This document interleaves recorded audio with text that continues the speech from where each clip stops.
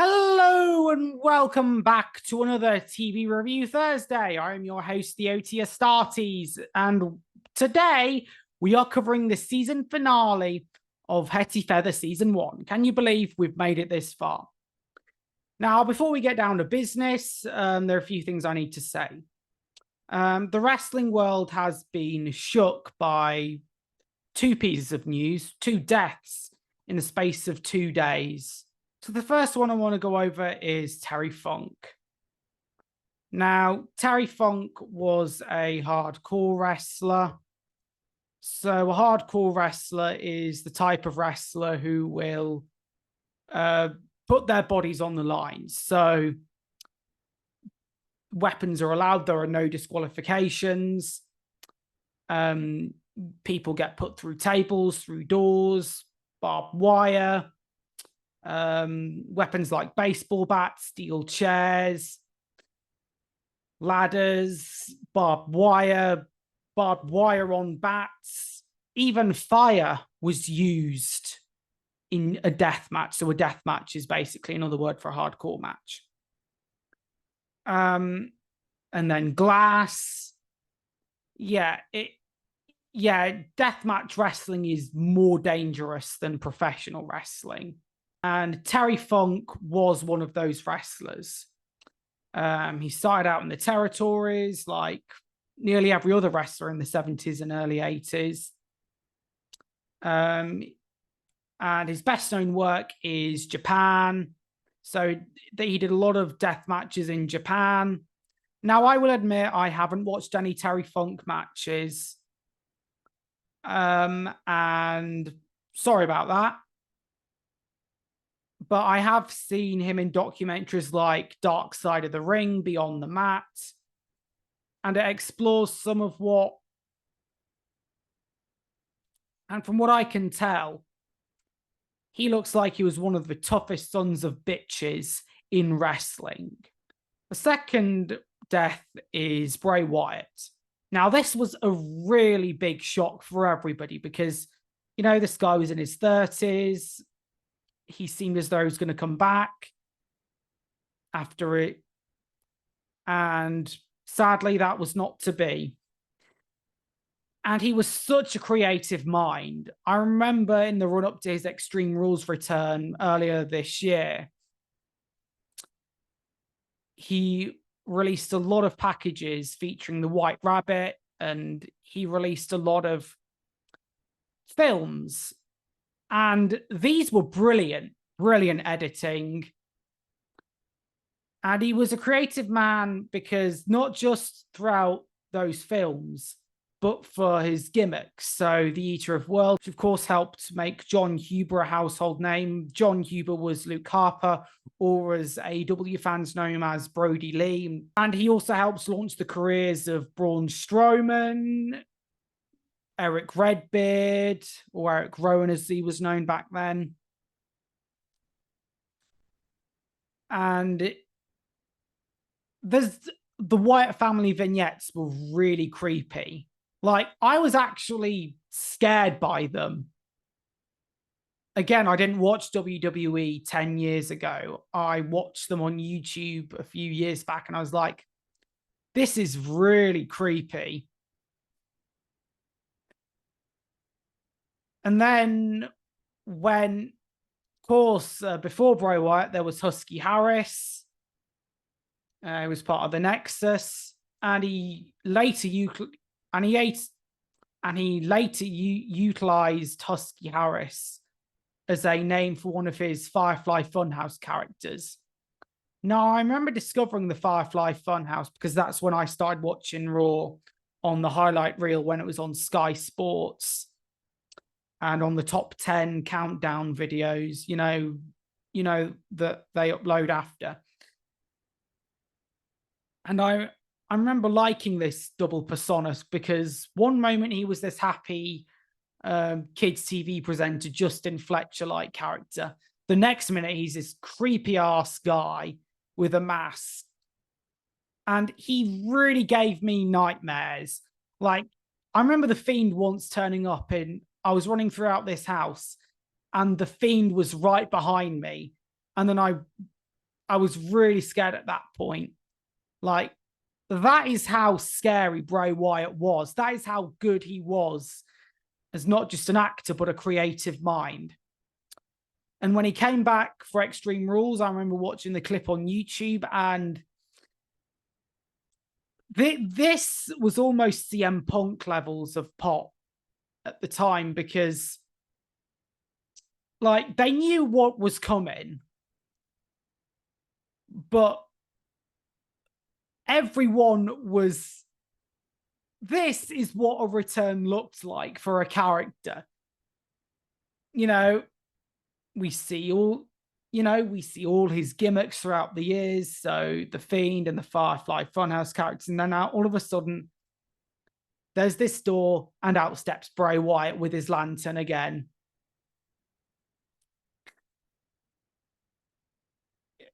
I think Bray Wyatt, there have been lots of missed opportunities with him, but aside all that, I think that Bray Wyatt is definitely one of the greatest creative minds of the modern era. So that's that done. Now we're on to the season finale. So let's get this week's thumbnail out. Right, here we go. So, is Hetty related to a circus performer? Better hope that the clown doesn't want to steal people's laughter or even be part of the greatest show in the galaxy. Right, let's explain some context here. So, the clown that wants to steal people's laughter is Zombozo from Ben 10. Of course, now, if you ever watch classic Ben 10, there was an episode where Zombozo's circus came to town and he stole the circus and he stole the audience's laughter. And throughout the episode, they're literally decaying. Like after the show. You know, that episode really creeped me out. But that episode kept me away from the circus altogether. I was like, I don't want to have my laughter stolen from Zombozo. And later in the episode, we start to see some of Psycho Ghost Freak breaking free from the Omnitrix. And the second one, Greatest Show in the Galaxy, is an episode of Doctor Who with Sylvester McCoy and Sophie Aldred. Now, in the episode, they have to entertain three gods, so the gods of Ragnarok.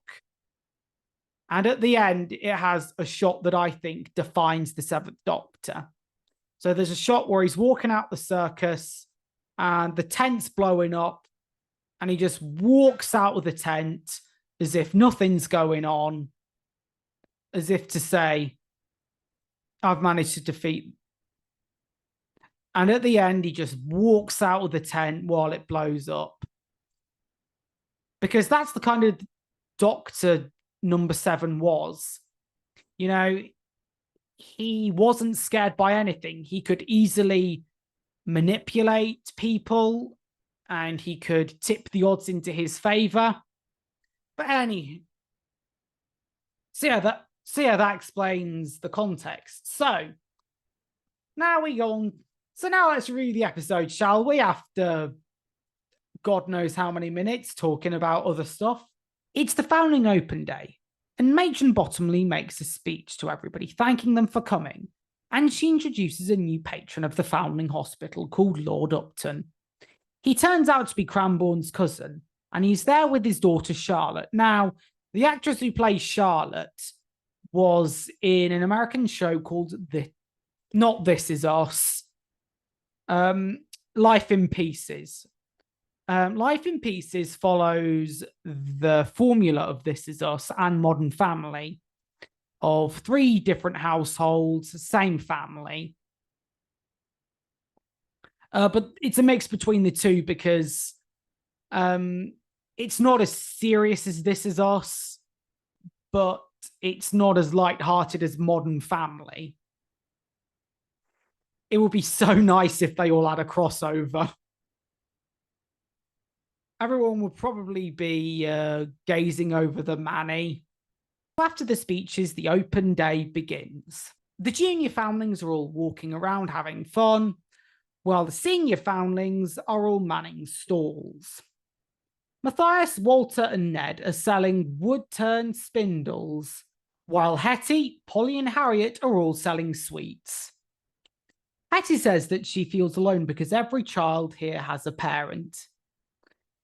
Emily, or Mary as she's now known as, turns up and she talks about her life now. Hetty then sees a flyer for a circus. She recalls the time when the woman at the circus, Madame Alidade, reached out her hand during one of her performances and she called Hetty Little Star. Hetty spots Madame Alidade and she wants to go and talk to her. But she runs into Gideon, and as soon as she's finished speaking to him, she is gone. So then we see Matron Bottomley talking to Mr. Upton. His daughter Charlotte is stroppy because she doesn't want to go abroad to India. And Mr. Upton says that Charlotte's maid has gone to nurse her ill mother. Matron Bottomley suggests that a foundling girl should keep Charlotte company as a replacement for the time being, and she knows the perfect person for the job. So then Hetty meets Charlotte and she's very unimpressed. And Hetty realizes that she's in for a day of it, folks. There is also a bidding contest going on, and the bid is for tickets to see Madame Alidade. So Gideon sings in order to get enough money in order to bid for them. And Sheila and co are also there manning one of the stalls. And Elizabeth and Vince both want to bid to get tickets to go to the circus. Charlotte then buys sweets from Polly and Harriet, and Charlotte is very snooty with them, and she spits out the sweet and strops off. Polly is very disgusted by this. Sheila and co are also selling cakes in order to raise money to bid for tickets. And just to con out everybody and be a cheapskate, Sheila, Monica, and Elizabeth are selling cakes and sweets in order to raise money to bid for some tickets. Sheila does a very Mr. Krabs thing to do and doubles the price behind Nurse Macclesfield's back. Meanwhile, Vince and Judd also have their own scam going, as they have a high striker, which is a strongman thing where basically you have a hammer and you've got to ring the bell. They rig it so the bell doesn't ring for other people, and Cranbourne has a go and he wins. So after Cranbourne wins, everybody else continues and they fail. Matron and Lord Upton observe Hetty and Charlotte from afar, and Matron plans to send Hetty to India as Charlotte's new maid. However, hospital protocols forbid this, as Hetty is too young, unless she becomes her companion, and arrangements will be made by the end of the day. So Hetty and Charlotte go to Sheila's stall, and they notice that the pricing is too much. Hetty points this out and Sheila argues with her, but Hetty just gives her 1p because that was the original price for it and she's having none of it here. But to be fair to Sheila, Hetty didn't pay the full price. After this, she points out how mean Sheila is. Hetty decides to show Charlotte the tower, and they both have a talk about journaling because Charlotte has a journal as well as Hetty. And Charlotte says that she is lonely and she only wants a friend. She tells Hetty that her mother died and that she is an only child, and they compare notes about life. They also decide to play hide and seek, and quickly in this episode, you can see that they become friends. Hetty is the one that counts down and is trying to find Charlotte. So Charlotte goes back outside and Sheila and Elizabeth steal the money that Gideon raised and they trip up Charlotte. Because Hetty wasn't there, she comes out and is blamed by Matron Bottomley for this. But Upton points out that Charlotte is happy and points out that Charlotte is happy that she's got a friend to be with. So then back to Sheila's stall, and Monica is left managing the stall all by herself. She feels a bit left out for not being invited. For this, I feel sympathy for Monica, because knowing what happened later on in the show with her, and as the show progresses, we see that Monica is the more softer one of the she mob. And I think this is when we start to see that Monica starts to realize that Sheila's not so good after all, and Sheila's not her friend after all. So while Hetty cleans up Charlotte's dress, Matron Bottomley comes in and tells Hetty that she's going to be going to India. But Hetty only finds this out now, and she doesn't want to go to India. Back outside, bidding begins between Vince, Sheila, and Gideon. Meanwhile, Charlotte's very excited about Hetty going to join her in India, but Hetty is really reluctant to do so because she's going to leave her friends. Hetty gives Charlotte the circus flyer, and she says that she wants to know if Madame Adelaide is her mother. Back outside, the bidding war is on, and Sheila wins. But Matron Bottomley comes out and rains on her parade and says that foundlings are forbidden for going to the circus and bidding in the first place. She takes the money from Matthias, and she goes back to her office to complete the forms and transactions for Hetty's transfer to Lord Upton. Charlotte comes in and changes her mind, but Mr. Upton has already completed his forms, and he gives Charlotte a ticket. So Charlotte goes back to Hetty and gives her the ticket, because she gives it up so that Hetty can find out if Madame Adelaide is her mother or not. Hetty wants to compromise, and because she has to go, she wants to take Gideon with her to India. But Gideon tells Hetty to go by herself. Afterwards, everybody's leaving, and Matron says that Hetty will be ready as soon as his valet turns up, who is his butler. So Hetty sees a carriage, and she hides in the trunk and runs off in order to find the circus and to find out if Madame Adelaide is her mother indeed. So now we move on to part 2. So we begin with the hospital on high alert because Hetty's gone missing, and Matron Bottomley gives Cranbourne an absolute bloody thrashing. She orders him to find Hetty no matter the cost, and she doesn't because Cranbourne suggests the authorities should get involved. Matron suggests otherwise, because if they did that, it would tarnish the relationship between the governors and the Foundling Hospital. So then we cut to Hetty, and she is near the circus tent, and she's on a mission to find Madame Adelaide. She runs into several circus performers like clowns, those people on one-wheel bicycles, jugglers. I also remembered that one episode of Torchwood with the traveling circus, you know, where everyone gets their tears robbed and they trapped in a movie and they become part of the circus. God, that was a creepy episode as well. So then back at the Foundling Hospital, the girls are sorting out laundry as they are being punished for what happened with Hetty. Harriet is a bit jealous of Hetty, and she talks to Polly about it. Harriet also expresses her hatred for Charlotte Upton. Nurse Macclesfield comes in and gives them clothes to fold, and then we see Sheila hiding in a basket. So then we cut back to Hetty, where she manages to find Miss Adelaide's carriage, and she manages to go in. How no one has spotted her this far is beyond me. Back to the Foundling Hospital, and Sheila overheard Polly and Harriet talking, so she warns Matron Bottomley about what's happened with Hetty and where she is. Matron doesn't know whether to believe Sheila or not because of what has happened this past season.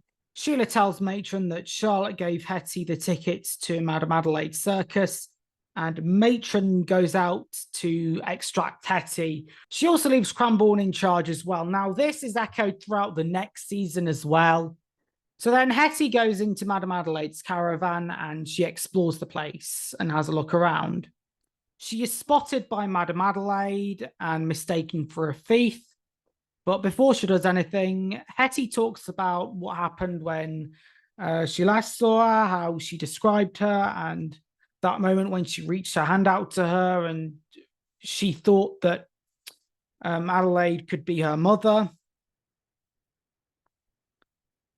But Adelaide tells Hetty that she isn't really her mother,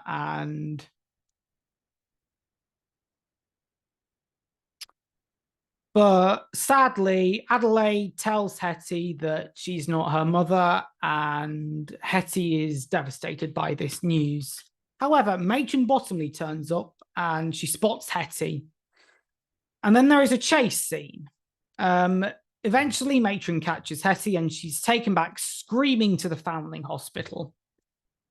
While everybody's in the tower, they hear Matron and Hetty come back, and Hetty is locked in a room. Cranbourne offers to talk to her, but Matron declines and is told that Hetty's friend's punishment will be extended to the end of the week. Hetty tries to search for a way out, but it's no good. She somehow finds a spring. Yeah, somehow a spring turns up, placed conveniently just because Hetty's there, and she manages to pick the lock. Yeah, very convenient, I'd say. How did she learn to do that, I wonder? Unless she's done one of those things in Skyrim where you manage to pick the lock. Meanwhile, Sheila tries to manipulate Harriet and Polly and turn them against each other, but they don't buy into it. While Nurse Macclesfield is inspecting the girls, Polly and Harriet talk to Hetty. Hetty tells them about getting sold to India and insists that she has to expose Matron Bottomley. Polly says that Matthias and Co are already investigating Matron's office, but Hetty wants to go and join them. Polly warns against this, and Hetty gives her the lockpick. Gideon distracts Matron while Polly tries to pick the lock. Polly fails, and Harriet decides that she wants to have a go, and Harriet succeeds. Matthias and Co are searching Matron's quarters, and they find a key. This is the key to the safe, and Matthias manages to open the safe that was hidden. Gideon has finished distracting Matron Bottomley at this point, and he goes back to the boys. And Gideon goes to warn Matthias about somebody coming down the corridor. Matthias drops the money and looks in the account book. He puts Matron's quarters back to normal, and they get out just as Matron Bottomley comes back. Polly and Harriet search the office and they find a contract and find out that Matron was lying about Hetty's age. They left the tower ladder exposed, and Sheila and Co find out about it. They find the ladder and they climb up it. Harriet and Polly bring Hetty the contract, while Matthias and Co bring Hetty the money and her file, because they did some digging there as well. Turns out that Matron Bottomley destroyed the papers in Hetty's file, which really devastates her. And Sheila walks in as well at that moment. The she-mob says that they will tell Matron about this, but then Hetty and her friends all take down Sheila by taunting her, by saying that she could be sold next, she could be going somewhere else, she'll be going all alone. And this wardens off Sheila and Co. Back outside, Matron is searching for Hetty, and at that moment, the carriage arrives to pick her up. Hetty is searching for Cranbourne to give him the proof that Matron is lying. Walter, Vince, and Judd then decide to tag along, just because everyone wants a bit of the drama, so They want to see what's going on. Matron runs into Sheila again, and she is asked about where Hetty is. So Sheila could have told the truth here, but she decided to cover for Hetty just this once because of the threat that Hetty made. Then Hetty finds Cranbourne and he gives him the evidence. Cranbourne goes up to Matron and Matron lies to him. Cranbourne believes Matron, and to protect her position, he will take the donations to India. When she's asked about sending Hetty to India, she declines, and this means that Hetty is staying at the Foundling Hospital for good. And as an effect, Matron lifts the punishments so everyone can go back to normal. Afterwards, Cranbourne gives Hetty her file back, and she uses this as an opportunity to read through it in the evening. And we close the episode with Hetty looking at her file, and she finds a penny on it. This leaves Hetty saying that she's determined to find out who she really is, and thus the season ends. This is a finale, gives development to a few characters. So I think this shows Monica starting to realize that Sheila doesn't care about her. I think the bidding war is pretty nice, where everyone's in competition with one another, a nice side plot. This, again, exposes Matron Bottomley as a cheapskate liar who will do anything for money and to get rid of Hetty Feather. And as for Charlotte Upton, I think her character is a bit lonely. She's one of those people, all she wanted was a friend. And I think loneliness has made her all uptight. I think that sweet little heart-to-heart with Hetty was pretty nice. I think it shows Hetty that Charlotte Upton's not all that bad after all. And then as for Hetty going to the circus, I think that Hetty finding out Madame Alidade isn't her mother is pretty devastating, and she was so sure about it when she first saw her. And then also we have the plan where, Matthias and co find Hetty's file and the money, and while Polly and Harriet try and find the contract. I think that Harriet's a bit mardy in this episode because she's a bit hateful towards Charlotte Upton and she's a bit mardy towards Polly. Then at the end with Cranbourne giving Hetty her own file, I think it was sort of a breach of protocol. I think that he knew that Matron destroyed the file and he wanted her to see for herself. But he knew that the coin was still there. I think he's taking Hetty's side here because of what Matron said. And I think even though he is loyal to Matron, he doesn't agree with her. But as mentioned in an episode next season, he has a good sense of duty, and we'll touch up on that a bit more as we go on through the show. Again, the ending with Hetty finding the coin, at least there's something that's not been destroyed. I think that Cranbourne convinced Matron to not destroy the token. So I'd like to thank you all very much for watching this video, and I will see you all later. Goodbye, good night, and follow the buzzards.